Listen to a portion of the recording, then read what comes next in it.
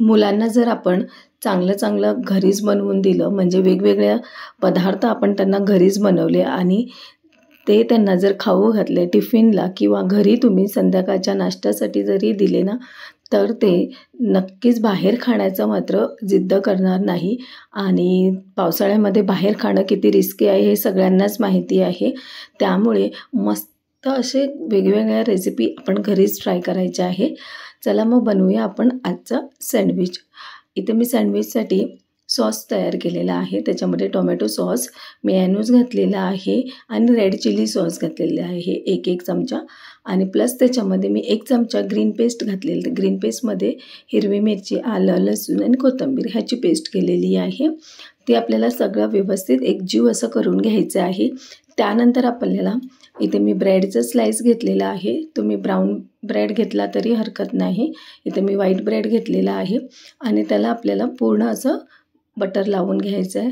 अशा प्रकारे दोन्ही ब्रेडला मी बटर लावून घेतलेलं आहे. आणि त्यानंतर आपण जे सॉस रेडी केलेलं आहे ते व्यवस्थित असं दोन्ही ब्रेडला स्प्रेड करून घ्यायचं आहे पूर्ण.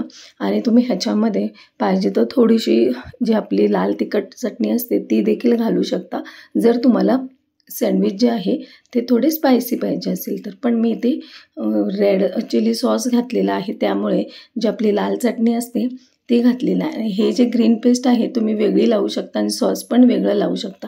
पण सकाळच्या गडबडीमध्ये किंवा मुलांना पटकन असं जर रेसिपी बनवून द्यायची असेल ना, तर हे म्हणून मी हे दोन्ही मिक्स करून घेतलेलं आहे, जेणेकरून एकदाच लावलं की सगळं म्हणजे ग्रीन पेस्ट पण म्हणजे ग्रीन चटणी पण आणि सॉसेस पण ब्रेडला लागले जातात.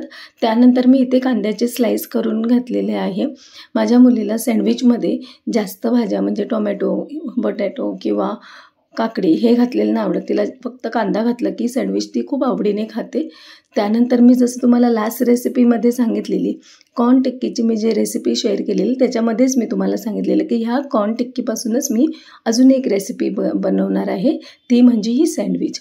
आणि इथपर्यंत जर रेसिपी बघितली असेल ना तर प्लीज रेसिपीला लाईक करा आणि चॅनलला सबस्क्राईब करा. त्यानंतर हे टिक्की घालून थोडंसं चीज घातलेलं आहे. चीज तुम्ही तुमच्या आवडीनुसार कमी जास्त करू शकता. मग हे आपल्याला दुसरा ब्रेड पण त्याच्यावर ठेवून घ्यायचं आहे. वरून थोडंसं आपल्याला इथे बटर लावून घ्यायचं आहे. त्यानंतर आपल्याला हे ग्रिल करायचं किंवा टोस्ट करायचं आहे.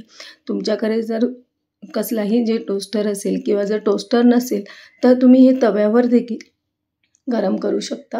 हे बघा, त्यानंतर मी दुसऱ्या बाजूला पण बटर लावलेलं आहे.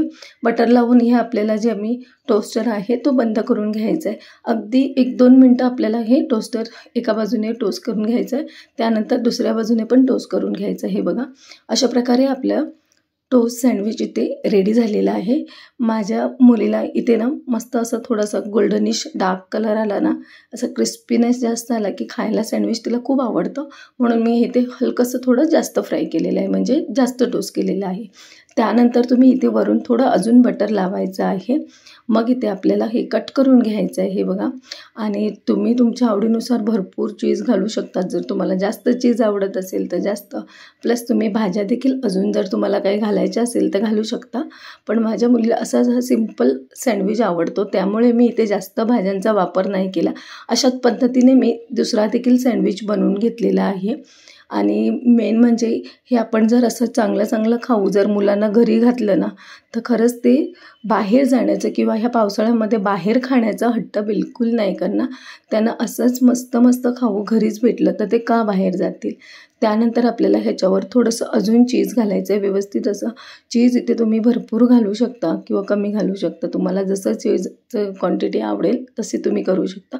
इथे मी जास्त चीज नाही घातलेलं, अगदी थोडंसं. असंच जर मुलांना वेगवेगळे पदार्थ टिफिनला दिले ना तर मुलं नक्कीच संपवतील. आणि तुम्हाला जर रेसिपी आवडली असेल तर प्लीज चॅनलला लाईक, शेअर, सबस्क्राईब करा आणि बेल आयकॉनला देखील क्लिक करा. थँक्यू.